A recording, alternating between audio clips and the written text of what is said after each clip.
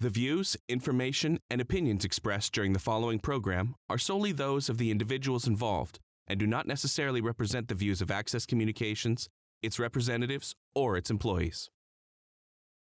Check it out.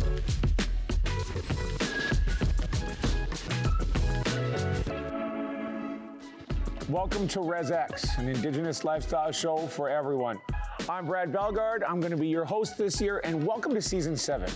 You know, we've had a lot of great opportunities to be able to be in the community, talk to a lot of excellent guests, and just learn a little bit about our communities and sharing each other's knowledge. The same goes for this season. You know, we say in Indigenous culture, 7 is that sacred number, and this is Season 7, you know. So I'm going to share, just to start off, you know, this season, I'm going to share some words from an old relative of mine, an elder. Being Nakota, these are teachings from the Ochete just to bring a little bit of peace and love and spirit into the atmosphere that we have here. So when we say wo kaniha, that means to understand your purpose in life. Now, when we take a look around, everything has its purpose, whether that be the grass, the trees, the birds, the fish, the water, everything has that purpose. And what we need to do is we simply put that we're here in this life to love. So what you would say is wo washtinaka, and help, wo okiabi. That's help one another in life. That makes it why we always say things, we're all related. So that's to be a good relatives. So everything in life has that purpose. I just wanted to share a little bit about that knowledge because I think this year is going to be our best year so far, best season. I want to give a shout out though to the past hosts of RezX since it started 7 seasons ago. Chief Cadmus Delorme, Aaron Goodpipe, our guests from last year, Wavell Star, everybody that actually had a role to fit in. Tyler Tatusas, we miss you. Hopefully you could come back as a guest sometime and you could tell us how your hoop dreams net worked out for you when you actually set it up. We had some great times, but this year is no different. You know, we actually have some musical guests coming on, and we have a special guest coming on today, which is going to be someone that is hopefully going to be sharing some of the spotlight here on RezX and taking it to the next generation. You know, myself, I'm actually just privileged to be here, and I think what's going to be great is we get an opportunity to be able to share a little bit of what's going on in the community. COVID hit. We were kind of like at a standstill there for a while. We couldn't go out into the community. We had to wear masks. And I think what we're starting to see right now as a lot of the culture coming back together, we get a chance, the First Nations University of Canada powwow is going to be happening. There's also going to be an opportunity for us to be able to just get out in the community to different events that are going to be happening because spring is here, sun is shining, and RezX is back for Season 7. So once again, I'm Brad Bellegarde, and stay tuned. Season 7 RezX, and I'm just really pleased to introduce our next guest, Tai Reign, a two-spirited spoken word artist who is going to be sharing some words of encouragement and knowledge with each and every single one of you as they make their way down to the stage.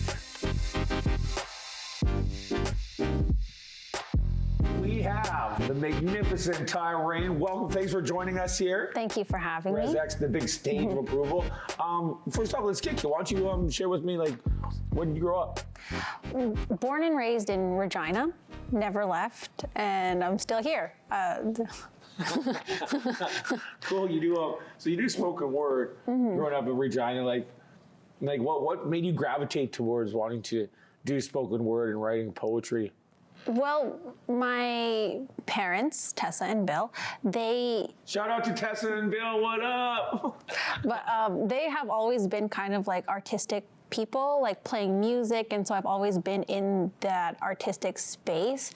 And then once I became older, I started dealing with some mental health issues, and through therapy, I found poetry, and it became a therapeutic outlet for me to express how I was feeling emotionally and explain my point of view on the world, I guess. And I've just stuck with it ever since. It's been my best way at expressing myself, clearly. So let me ask you this then. Prior to diving into spoken word poetry and writing poetry, were you a shy person? Were you scared were you shy or were you okay being in the spotlight? I would say I'm okay with being in the spotlight, but my mom, she never really gave me a chance to be shy. It was always, go then, go, just try it out. And so I never really had an option to say no, especially when she knew that it was something that I enjoyed. You know, she would never give me the chance to say no to a great opportunity, I'd say. So, when was the first performance that you ever did, like doing spoken word poetry? Spoken word. Or reading poetry, whatever maybe. I think I must have been like 10 years old. Whoa. At Creative City Center during an open mic. And my mom just like not necessarily dragged me, but she took me to the poetry slam and I seen it. And I was too shy to actually perform in the slam. But at the very end of the slam, they had an open mic and then I got to say what I say. And then ever since then was kind of like a bug and I'm hooked. So. Okay, yeah, so I know the spot, the location. So that's when you go way upstairs.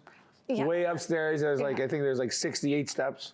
I think because I used to count them every time I go. 2 giant flights of stairs. And were there other youth there that were doing spoken word there? It was like my cousin, yeah. And so we were kind of always like attached at the hip. So if I did something, she did it, or if she did something, I would like tag along. So we always had each other to, you know, help each other out, I guess. So do you find like your writing process then, when you're writing your poems down, your topics, we're going to hear a few of them today, and do you find like you feel better getting those words, those thoughts out on the paper?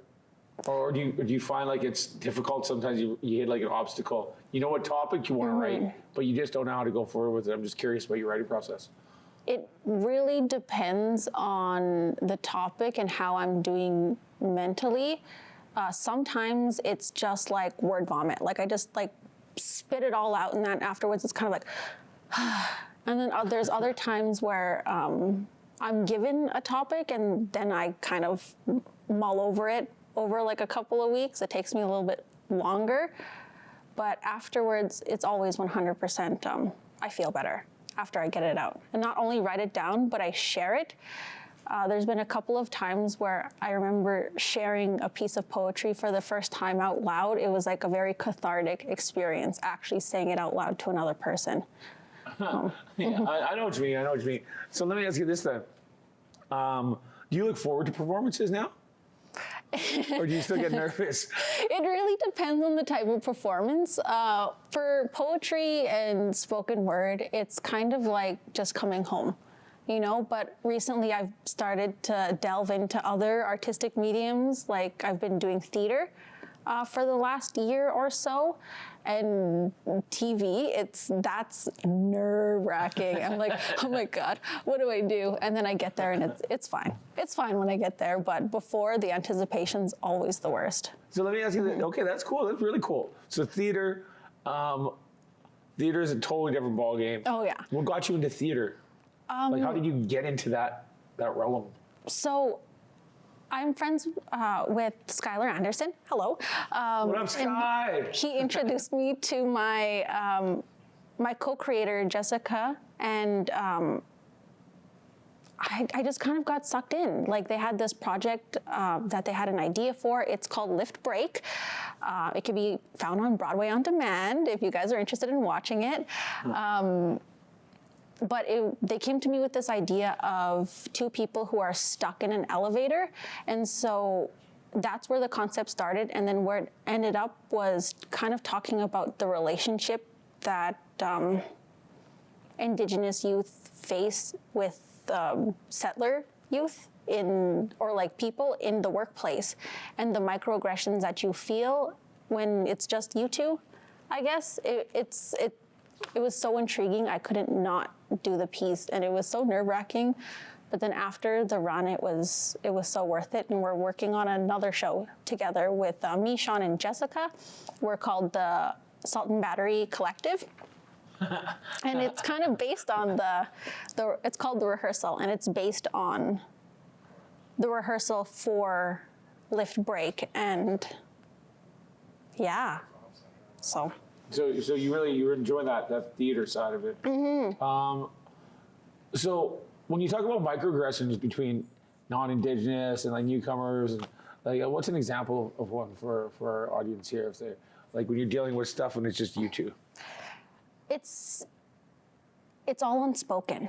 It's all body language, you know, and very rarely do I ever get in a situation where somebody is verbally aggressive with me. Like I try and make sure that I don't put myself in that space, but it's as simple as like clutching your purse or like pressing the door closed so you don't have to be in the elevator with them. Okay. Yeah. Okay, no, that's cool. I'm always the guy that's always pushing it open. Come on in, everyone, let's pack this elevator open, breaks down on us. Who cares what the 15 people max, right? Yeah, 25 people, who cares? We make it. We made it this far. No, that's really cool. I'm happy to see that. So do you try to do writing for theater as well, or have you not dove into that? I haven't written a script or anything yet. So right now what we're doing, it's called devised theater. And so we don't really like write down a script. I would kind of label it as structured improv. So we have like these beats that we need to hit and we know what the story looks like, but there's no actual written word. Okay, no, that's cool. I think there's like a lot of youth out there that do dive into writing poetry. A lot of people don't actually share that with everybody. It's nerve-wracking. It's like your diary. Yeah. For me, it was kind of like my first experience was grade 9, walking into a class, and I looked around for other brown people. Shout out to Jude, my homie Jude. You know who you are. Okay. He kind of just, I sat down beside him and he said, "You like rap music?" And I said, "Yeah." Then he said, "We'll go home and write a rap. I'll go write a rap and we'll see who's better." And we became friends. Yeah. And then we just kept on doing that. So for me, it's kind of like, I kind of just got put on a spot, whereas it was kind of cool. It was kind of my thing. So for the youth out there then, do you ever go into schools or do workshops or anything like that? Have you done any of that type of work yet? No, not yet. Is that something you'd be interested in? Oh, 100%. It's just See that? Say that to the teachers. See that? We have somebody here that's diving into spoken word. You're going to get to witness someone for brilliance, some of their brilliance. Pronouns are very important. I just want to make sure that everybody understands that. So what are your pronouns? My pronouns are they, them. They, them. You get to witness some of the brilliance that comes out of this brain onto the paper to performance. And I think that's something that a lot of youth need encouragement on. It's okay to write your stuff down, but it's also okay to share it. You know, if there's something out there for the students, the youth, that do write, but are scared to get in front of the audience, in front of a crowd, what would you actually say to them? I would say that out of every single piece I've ever said out loud or performed in public, there's always been at least one person that comes up to me and says, "I know how you feel. I felt that way before." And I think that's the beautiful part about performing, is because it creates those connections between people and you get to talk about your inner soul and you get to connect with them on a deeper level. And I think that's the beautiful part, is every time I hear poetry, I can pick out at least a word, at least a sentence that I can relate to. It's creating bonds and connections between people. And I think that's the best part about performing. You don't got to, but someone will relate to you. Very cool. Are there any spoken word artists out there that you relate to, that you've witnessed, or performers that you, other than yourself? Other than myself, that's so hard. I know. But my all-time, my favorite poet, specifically in Regina, his name is Austin Henneque. His stage name is The Noble Savage. And he is one of the most powerful poets that I've ever heard. And every time I can hear the same piece over and over again, and it always resonates and it always hits deep. And he speaks about such true topics and just a beautiful way of looking at the world. And I think that people can be inspired by him. So shout out to Austin Henneque, The Noble Savage. Right Love on. you. Well, straight up, thanks for coming and kicking it here, sharing a little bit about yourself with our audience here. We are on RezX, Season 7, Access Now. We are going to just jump into one of Tai Reign's performances here, one of their pieces. And for all you teachers out there, you're looking for poets to come into your classroom, we have somebody here. You know, you're willing to do that, aren't you? Yeah, birds. See, there you go. All right, RezX, I'm Brad Bellegarde.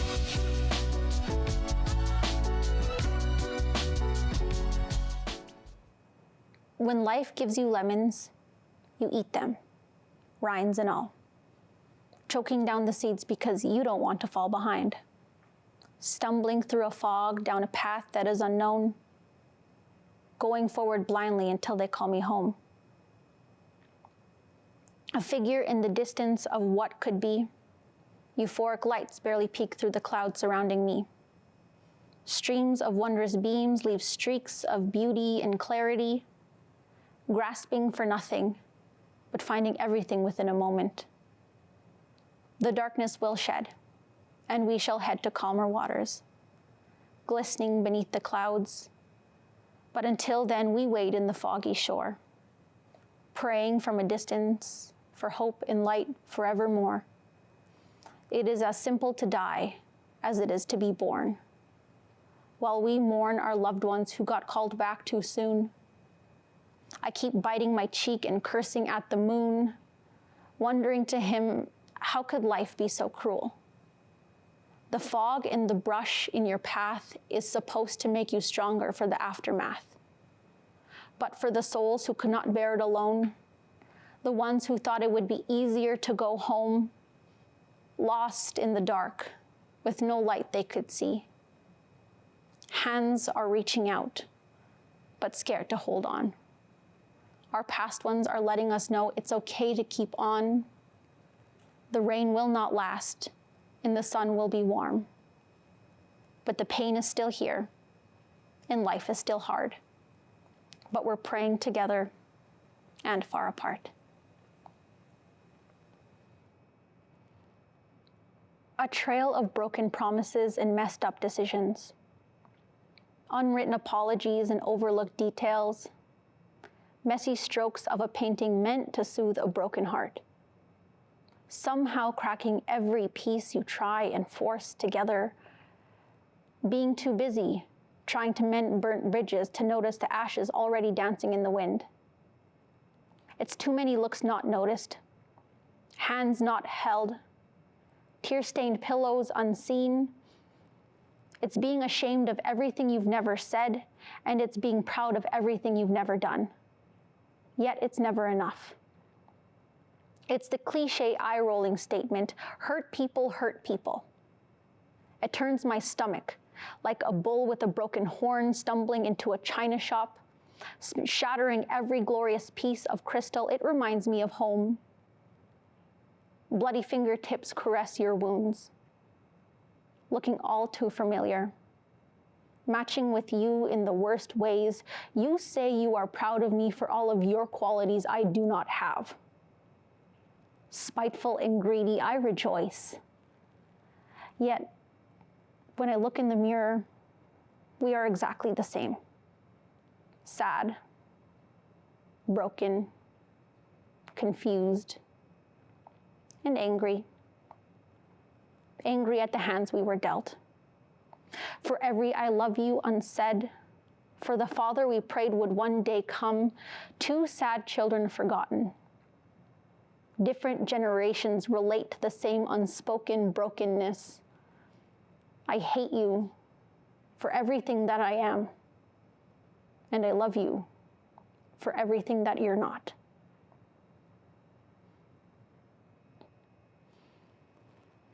I will not rest easy until the thoughts that consume my spirit are out in the world for you to hear it. Until you see the paleness that taints my skin, the whiteness you called greatness. You tell us to be shameless, but not for who we are, for what you want us to be. So you beat us down and asked us to praise you. You see our brown skin, we're nothing but slaves to you. I'm watching my people go missing. I'm watching my people get murdered. We're screaming for help. Are you listening? My sisters are crying, but you misheard her. Brothers are fighting for freedom, government giving half-assed solutions, youth armed with nooses and razors fighting the image you gave us. Dirty, no good, drunk Indian. I am 6 times more likely to kill myself, but that's no big deal. I'm just a dirty, no good, drunk Indian. I am stuck in a system that was built to kill us. They took their land and built us. You got residential neighborhoods while we got residential schools. You took our children and then you changed the rules. So you beat our language but got to keep yours. You made our children do your chores. Knees to the floor, eyes down, tongue out. Punished for speaking, young hearts are bleeding, so yeah, I'm angry. But you're not receiving my message. Hear me out, catch this. We're still here through all of it. All caused by the church and government. It's time to reconcile and educate. Spread the love, beware of hate. Appreciate, don't appropriate. Get up, stand up, idle no more. Seventh generation, if you're so unsure, it's never too late to negate the hate. It's our turn now. Let's see that the future goes well, so our children don't have to go through this hell. And we're back here on RezX TV. I'm your host, Brad Bellegarde, and this is a special guest co-host with me. Introduce yourself. I'm Tai Reign. Tai Reign. Tai just had the privilege of sharing a little bit about what goes on in the mind of a poet. Now let's just talk about these pieces that you actually just performed. So the first one, Rhymes and All. Just break down the name first of all. Well, the Rhymes and All came from the saying, when life gives you lemons, you make lemonade. But there's also a joke in The Office, a TV show, where Andy Bernard says, when life gives you lemons, you eat them, rinds and all. So that's kind of where I got it from. Be bitter and stuff. So break down what was going through your mind, why you wrote that. What did it mean to you? Well, it has a lot to do with mental health and specifically suicide awareness. Like, that was a moment in my life where there was sadly multiple people in my life who passed in a short span of time. And I just had to just get it off my heart, I guess. And kind of say that the rain will pass, but it's okay to feel pain. And it's okay to reach out and hold on to those that you love. And it's hard, but eventually you'll get through it one way or another. No, that's definitely, I think that's something that we all learn. You know, it's okay to, everybody needs to feel that bit of pain in order to move forward. And then once all the sunshine comes, and then you can start remembering all the happy times. Yeah. So your other poem then, Broken Promises. It reminds me of a movie name, but it's not. It's not a movie. Broken Promises. For me, it actually, I get the context of what you're saying, but to the wider audience, like, well, what were you saying in that piece? Well, it was mainly about intergenerational trauma and my relationship with some of my parents, and being mad at the person that you love most, you know, being angry at the person that you want the most love from and not being able to get it, you know? And when you're a kid, you don't understand it, it hurts. But then once you become an adult and you can understand how difficult maintaining relationships are and dealing with your own traumas and addictions and how hard that can be, and gaining compassion for them as you become an adult, you know, becoming compassionate about that. But there's still that anger in there. There's always going to be a little bit of anger, you know. You can't let that go. But it's love and it's hurt, you know. It's being having your heart broken by the people who are supposed to protect you, and then learning to move on, and then realizing that they know the same pain too. It's a cycle. It's a cycle. It is. And when we speak of intergenerational trauma, I know for us being Nehia or Nakota or Soto, whatever tribe, we all experience that somehow, you know, because of the misfortune of what we call colonization and colonialism, you know. And I think it's very important for us to recognize where we are now compared to where we were. So I think with that being said, do Do people are like, are you writing that about me? Yeah. Hey, Ty, are you writing that about me? Did anybody come at you? No. They already know that. But the ones who know. No, that's good. Do you find that was a therapy process for you to write that out, get that out? Oh, yeah. It was very cathartic and therapeutic to write it out. And not only write it out, but read it out loud. You know, have other people hear what I said, I guess. So, yeah. No, that's cool. Your last piece then, NG. No good. You're no good. No good that was an old KFC here today. That's no good. For real. For real, right? Anyways, when we look at that piece, so what's that about? What's that piece? What are you talking about here? I wrote that in 2017 after the Colton Bushi trial and Gerald Stanley stuff happened, and I was just like so angry and confused and just like hurt, I guess. And I pray one day that poem becomes irrelevant, that I don't have to say it anymore, and that it doesn't mean anything anymore, but it still holds a lot of weight, I feel. But hopefully one day it's not as relevant, you know, but. I've been saying that for hundreds of years. Yeah, I know. Hope you're ready for it to be relevant in 300 years from now. So, timeless, It is. unfortunately. That's the thing about poetry, you know, and it's kind of, I look at it like this too, as somebody who writes. I still write music, I still perform. I think it's important for us as Indigenous youth, this generation to the next generation of Indigenous artists to see what we write not as current. Do you know what I mean? It's like when we talk about treaties and stuff, the treaties were signed, we're supposed to look, they're thinking of generations ahead. I always look at it like this. What I write right now is very much so, I know in high school, hey, let me ask you this, in high school, did you study Shakespeare? Yeah. Okay, like we all studied Chaucer, Beowulf, like that's like 800 years ago.